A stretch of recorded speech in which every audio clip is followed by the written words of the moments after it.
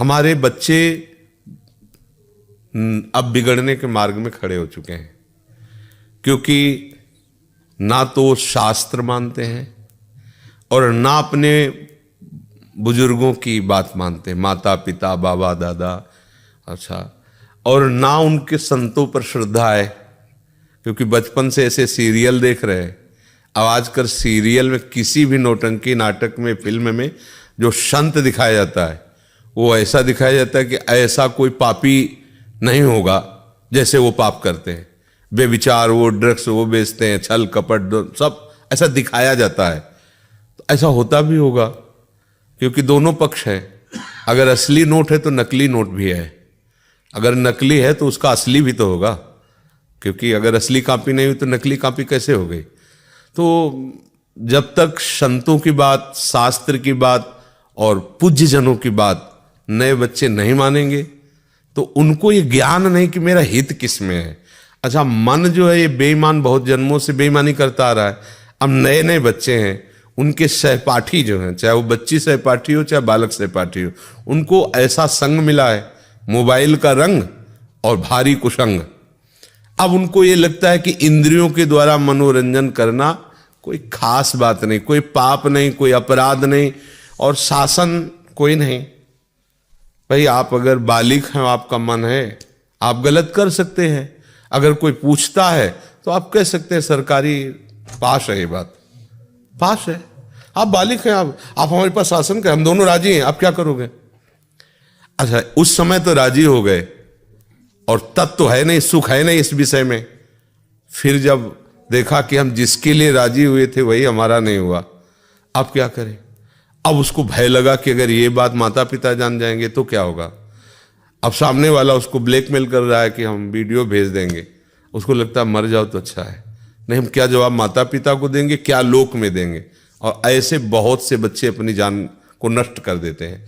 उनका विवेक है नहीं, ज्ञान जागृत नहीं है और गलती हो गई है और वो सामने वाला उसकी गलती को प्रकाशित करने की धमकी देकर उसका प्रयोग कर रहा है, बहुत बुरी तरह प्रयोग कर रहा है, कई लोग प्रयोग कर रहे हैं। अब वो क्या करे, फिर से एक ही उपाय उसको नजर आता है, क्योंकि ज्ञान नहीं है ना, आत्महत्या कर ले। या वो विरोध पे उतरी तो काट के फेंक दिया, जला दिया, मार दिया। अब कैसे समझाएं बच्चों को कि आप अपने माता पिता के अनुशासन में रहिए, तो कहेंगे कि स्वतंत्रता छीनी जाती है। भला कोई भी माता पिता अपने बच्चों को, वो बहुत ही दुष्ट होगा तो बात अलग, नहीं, अपने बच्चों का शोषण नहीं करेगा, वो यही सोचेगा मेरा बच्चा सुखी रहे ना। अब हम कैसे समझाएं, आज का समय ऐसा चल गया कि हमारी बात नहीं मानी जाएगी। ये हम कहते हैं दोस्त बनाना पाप नहीं है, दोस्त बनाओ। लड़की लड़की को भी दोस्त बना सकती है, लड़के लड़की को भी दोस्त बना सकते हैं। अपने लोग पढ़े हैं, स्कूल में पढ़े हैं, बच्चे बच्चियां सब साथ खेल रहे, कबड्डी खेल, पर दुर्व्यवहार गलत, वासना तो गलत है ना। भाई मित्रता कर लो, लेकिन मित्रता का परिणाम ये थोड़ी कि आप अपने धर्म को भूल जाओ, अपने कर्तव्य को भूल जाओ। आपका शरीर माता पिता के अनुशासन में है, आप उसको भी भूल जाओ, मनमानी स्वेच्छाचार करो, तो अब आपको पता नहीं कि सामने वाला कितना कपट रखकर आपको फंसा रहा है। अब माता पिता भी क्या करें, तुम्हारे सुख के लिए तुम्हें पैसा दे दिया, तुम्हें अच्छी जगह पढ़ा लिखा रहे, लेकिन आप अपने कर्तव्य बिगाड़ लो। छोटे छोटे बच्चे हैं मदिरा पीते हैं, शराब पीते हैं, छोटे छोटे बच्चे हैं गंदे आचरण करते हैं। कैसे, मतलब कैसा जीवन होगा, मरा हुआ जीवन, किस तरह का जीवन रहेगा। अब ये बातें अभी कहें तो कहेंगे तो पुराने जमाने के बाबा जी हैं ना, आज के नए समय को ये लोग क्या जाने, यही पुरानी वो पीटते रहते हैं कि माता पिता की मानो, धर्म मानो, ये मानो। वो तो ऐसे विरोध करेंगे ला बच्चे ला, वो सब। पर धर्मो रक्षति रक्षिता, यदि आप धर्म की रक्षा करोगे तो धर्म आपकी रक्षा कर लेगा। तो छोटे छोटे बच्चे अपनी जान दे रहे हैं। बहुत, मतलब ये कुछ खुल जाता है, कुछ नहीं खुलता, बहुत ऐसा होता है।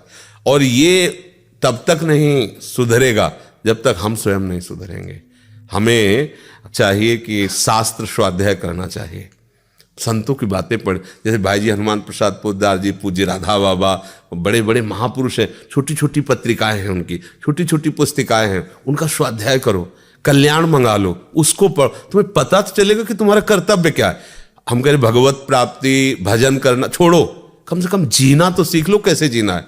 अब जो छोटे छोटे बच्चे हस्तमैथुन करने लगे। तो अभी मतलब वो अवस्था जिसमें चड्ढी और बनियान पहने गांव में खेलते थे, 12, 13, 14 वर्ष तक तो ये पता ही नहीं होता था कि पुरुष क्या है स्त्री क्या है। गांव में कबड्डी खेल रहे, खेल खेल रहे, अब ऐसे कोई मतलब निर्विकार है, हम वो तो देखा है ना। अब अभी बच्चा है, वो 13 में पहुंचा है और ऐसे आचरण कर रहा है, आंखें धस रही हैं, खड़े होने में चक्कर आ रहा है और लघु शंका में वीर शक्ति जा रही। अब बताओ कैसे सुधार होगा? अब ये क्या बनेंगे? गृहस्थ बनेंगे, विरक्त बनेंगे, क्या बने? कुछ नहीं, केवल जीवन का नाश कर दिया। अब चाहे जितना खाए पिए, नहीं बनने वाला शरीर। शरीर ही नहीं बनेगा तो उत्साह नहीं बनेगा, उत्साह नहीं होगा तो ना तो गृहस्थी लायक रह गया। अब कैसे बच्चों को समझाए? अगर उनको समझाने की चेष्टा करो तो उनके अंदर ये विरोध वृत्ति आती कि तो बाबा लोग हैं, वो लिखी पड़ी बातें बोलते रहते हैं, आज के समय में थोड़ी है। तो आज का समय आपको कहाँ ले जा रहा है ये तो भी देख लो ना। अगर माता पिता के द्वारा सम्मानित होकर के भगवद आराधन, देवी देवताओं की पूजा, वेद मंत्रों का उच्चारण करते हुए ब्याह होता था तो लड़की आजीवन दुख सुख झेलकर अपने पति का पोषण, परिवार का पोषण, एक सदगृहस्थ होती थी। ऐसा देखो ना पुराने समय के, देखो घर परिवारों में ऐसा लड़ाई झगड़ा भी हुआ तो थोड़ा बारा कष्ट सहकर एक दूसरे का पोषण करते हुए फिर ऐसे पर।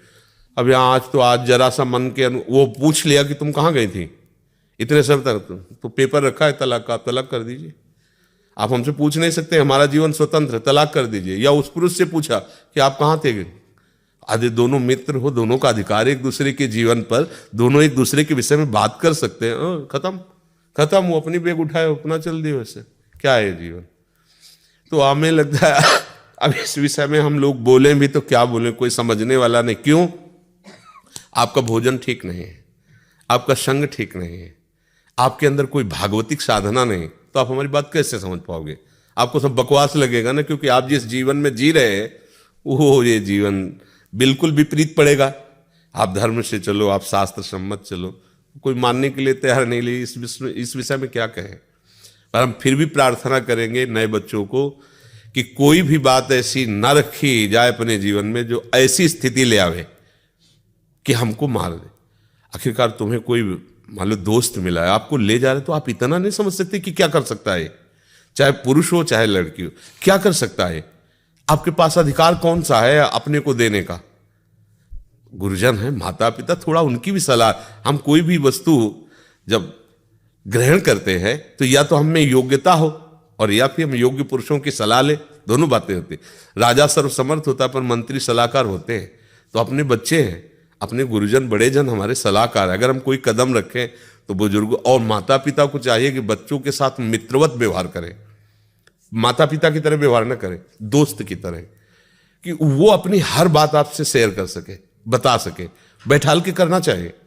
चाहे बच्चा हो चाहे बच्ची हो, कि देखो तुम्हारे माता पिता तो हैं लेकिन तुम्हारे दोस्त भी हैं, ये तुमसे बड़ी से बड़ी गलती हो जाएगी तो भी हम तुम्हारा साथ देंगे, पर हमसे छुपाना मत।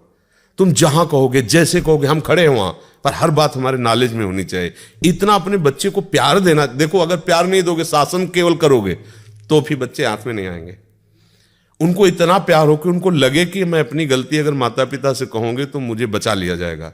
अब जैसे उसने देख लिया कि अगर ये बात माता पिता जान गए तो जिंदा मार डालेंगे, इतना भय है, और वो आदमी समाज में विख्यात कर देगा। अब क्या करें?